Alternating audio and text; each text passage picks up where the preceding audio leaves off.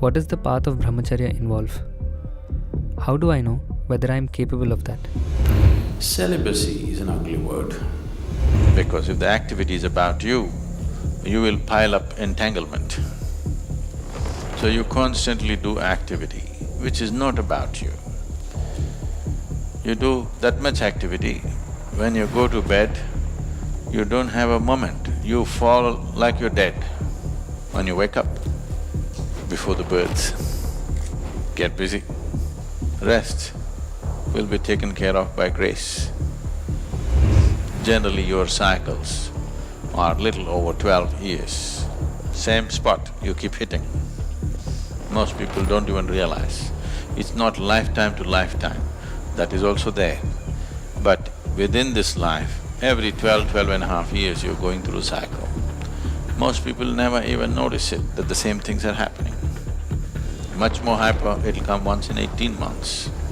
Much more hyper, it'll come once in 3 months. If your cycles are less than 3 months, for sure, you're dangerous for yourself and everybody around you. You should be in an asylum.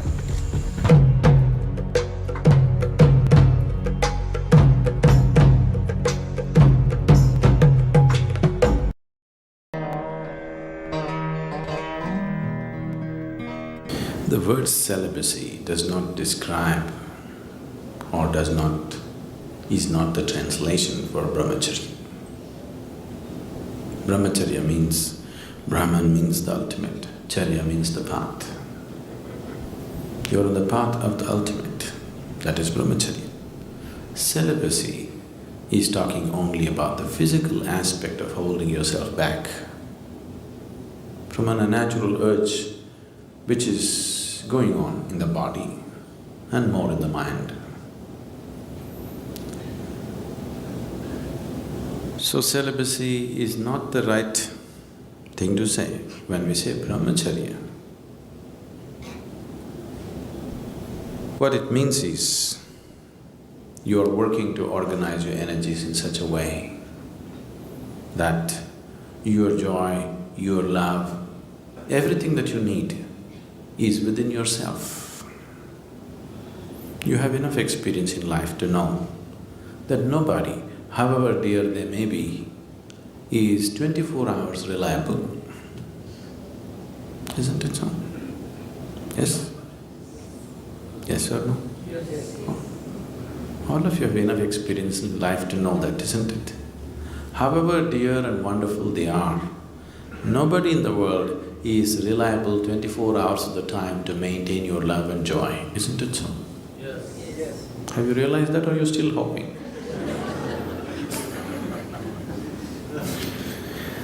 So it's out of this wisdom, because if one wants to really know higher dimensions of life, one thing that is necessary is that within you there is a constant sense of peacefulness and joyfulness. If this is not there, then you will go after something.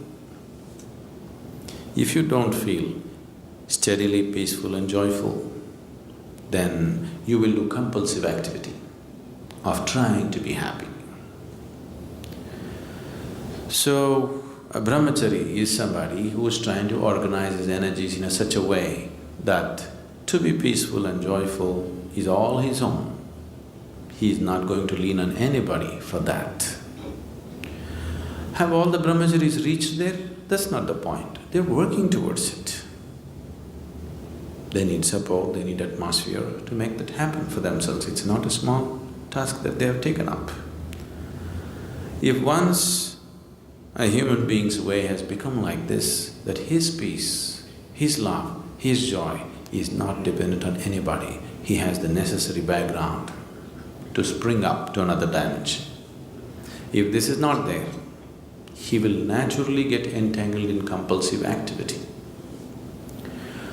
So brahmacharya on one level fundamentally means to move from being a compulsive human being to a conscious human being.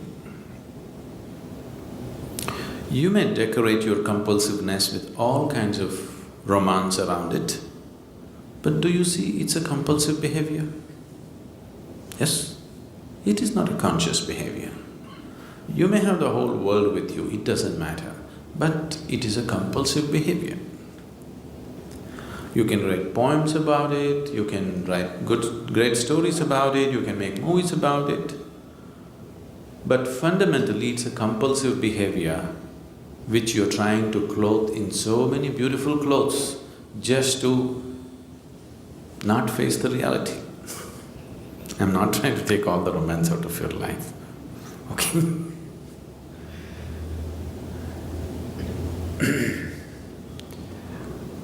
Once someone understands that if I'm involved in compulsive activity, I will never go where I want to go. Isn't it so? Yes? If one is compulsive in his life, there is no question of he having a goal to reach or attaining a certain state or whatever. Compulsiveness means a very deep sense of slavery, isn't it? So one who has realized this naturally seeks to become conscious. So it is from this understanding that we said, if you really wanting to make a journey, you should drop your compulsiveness and bring consciousness to every aspect of your life. So that is brahmacharya. Celibacy is an ugly word because without the necessary understanding nor necessary sadhana nor energy, you just trying to hold yourself back, then you will suffer. If your energies were organized in such a way that all the time you're high, really high within yourself, you won't lean on anybody for these things, isn't it? Oh, I'm not like that right now, what to do? As I told you, these things don't come unless you make some effort towards it. One can go through life with the compulsive patterns without much effort. You can allow the life to carry you on. I know right now the new age philosophy is let it flow. I don't know what they're letting flow anyway. See, being a part of life, being involved with the process of life on the surface is one thing, at the core is another thing. Nature is on two different levels. One aspect of nature knows nothing other than self-preservation and procreation. This is the surface of nature. Your own nature if you take the nature of this body, it knows only self-preservation and procreation. It doesn't know anything else. So if you go by your physical nature, naturally this is all that you will do. Survival and procreation. Eating, sleeping, reproducing, dying. That's all that'll happen if you go by the ways of the body. But at the same time, there is another nature within you which is longing to expand. If you give it the whole existence, it'll gobble up and still be hungry. Yes? Do you have that or not? If you feed the whole existence to this one, it'll gobble up everything and still be hungry for more. So there is another dimension of nature within you which wants to expand in an unbounded way. Which one do you give into is subject to who you are. If you give into the physical nature, all you will know is just this. If you give in to the inner nature, which wants to become boundless, then the life is different. So if you have given in, or if you have seen the ways of the inner nature are far beyond the ways of the physical nature, naturally you will choose to create a situation in your life that is conducive for that. It is from this understanding that brahmacharya or sannyasa became a part of spiritual process. Celibacy is a Western idea that is just to imitate the yogis of the past.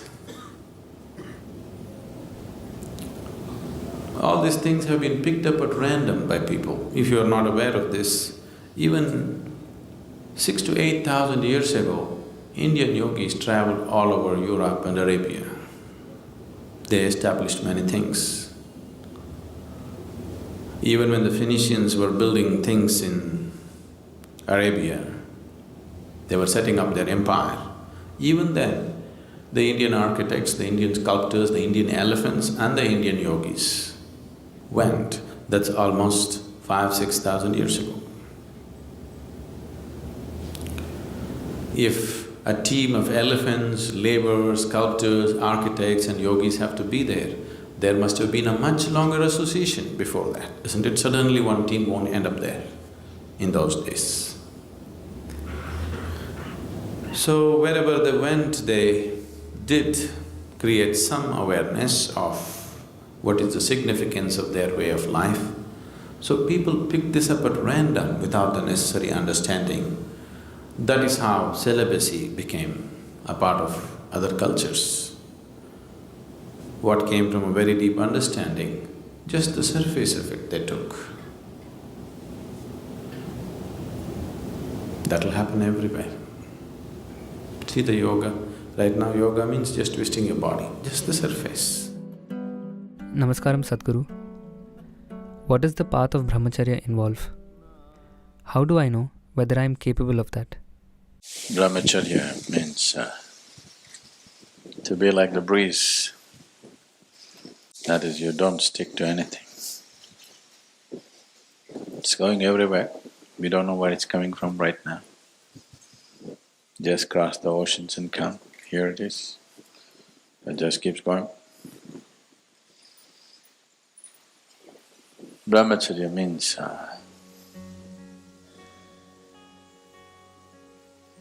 simply just being life, just to live the way you were born,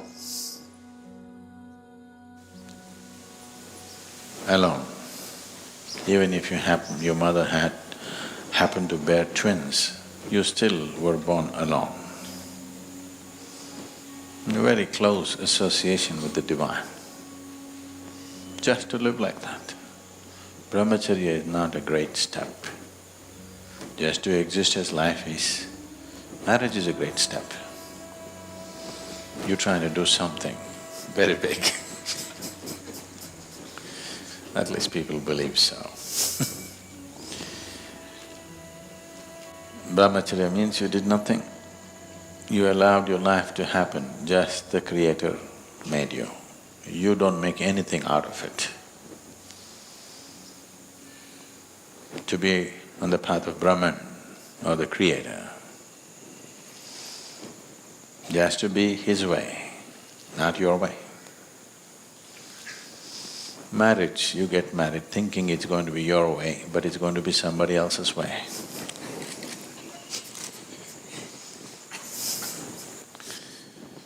So brahmacharya means just His way, the way He made you, just to be like that. No step. If you don't do anything, you're a brahmachari.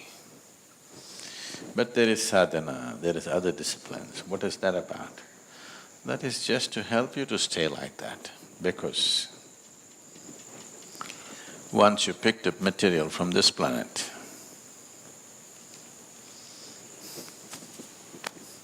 once you pick up substance from this planet, the qualities of this planet will enter you and try to rule you.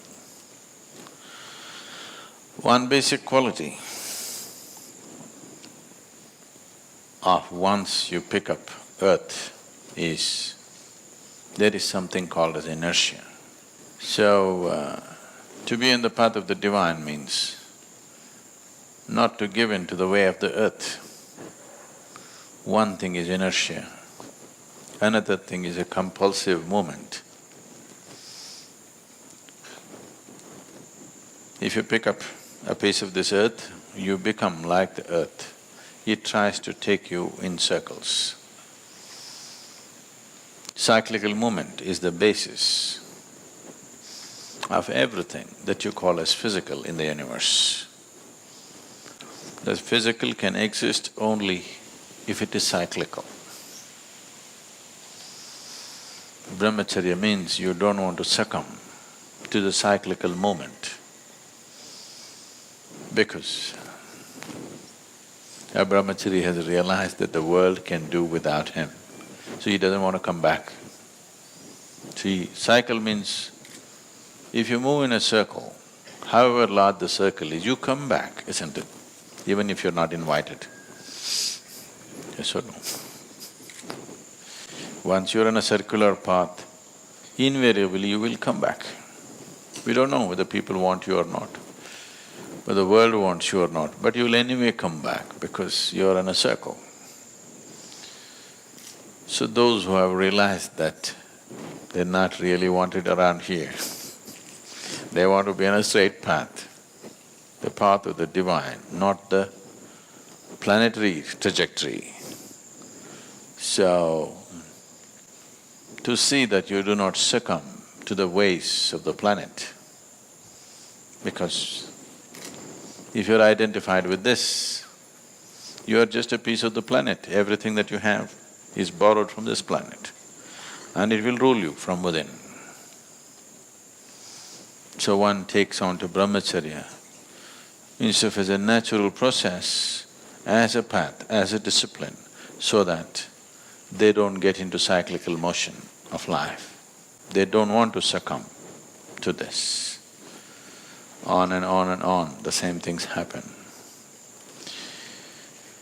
So what does it involve? If you're very conscious, it involves nothing. Very simple. You wake up every day in the morning like you were born. You go to sleep like you would die. In between,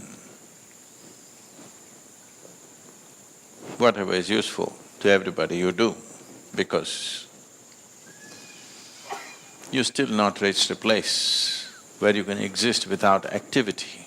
You need to do something. The idea is that activity should be never about you.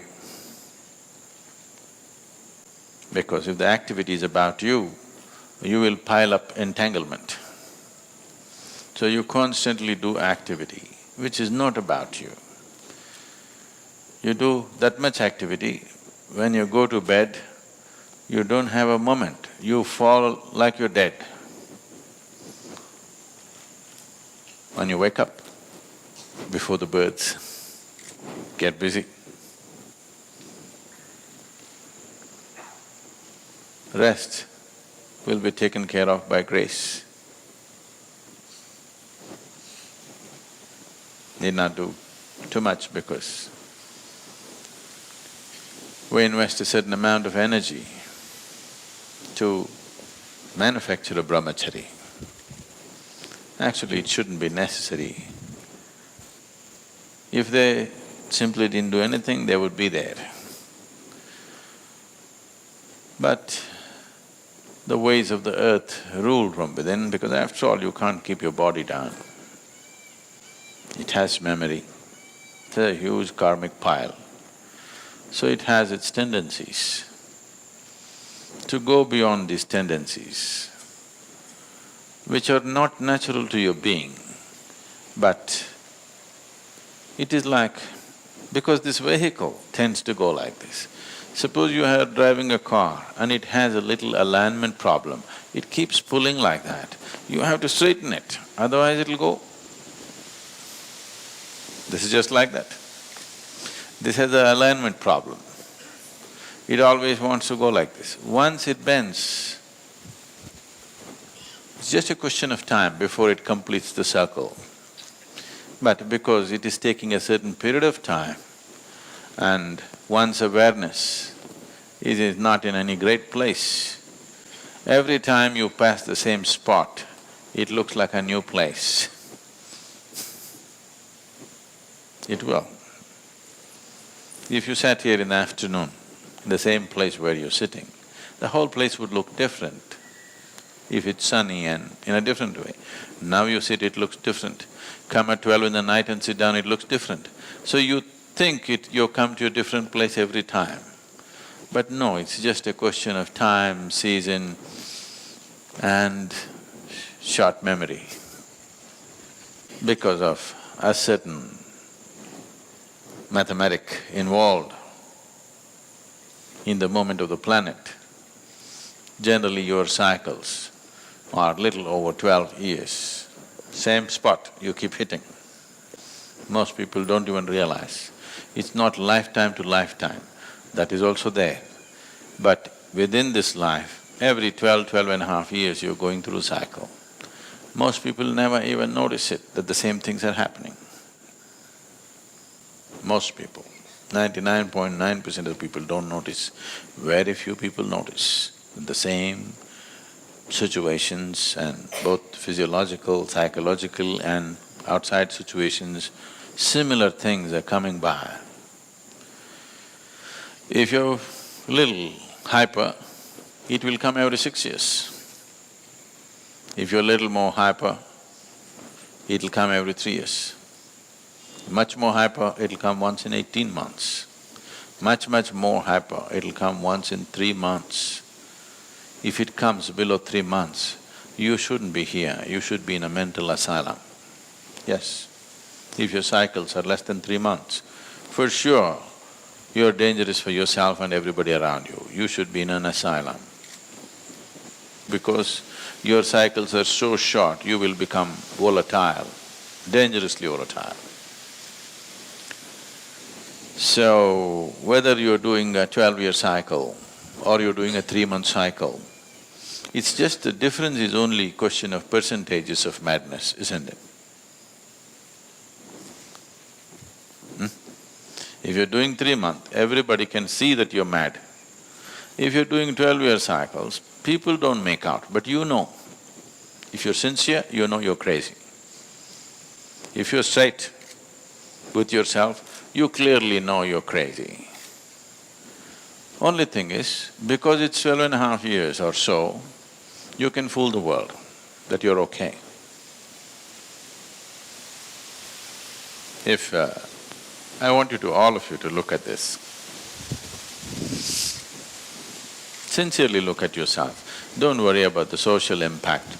You don't have to admit it to anybody. Okay, within yourself, aren't you quite insane? Don't have to say anything. You don't have to admit it in front of people. But I want you to sincerely look at this. If you're sincere and straight about yourself, you know you're quite off. If you've admitted this to yourself, you want to fix it. But you have become so much of a social being, how you are doesn't matter, how you look is all that matters to you. Then you can go on. Many lifetimes you can go on. How you are matters to you, your being has become very important for you, not what somebody thinks about you. It is not another person's opinion which is crafting your life. It is the nature of your being. If that happens, you will naturally be on the path of the divine. You will want to be there. There is no other way.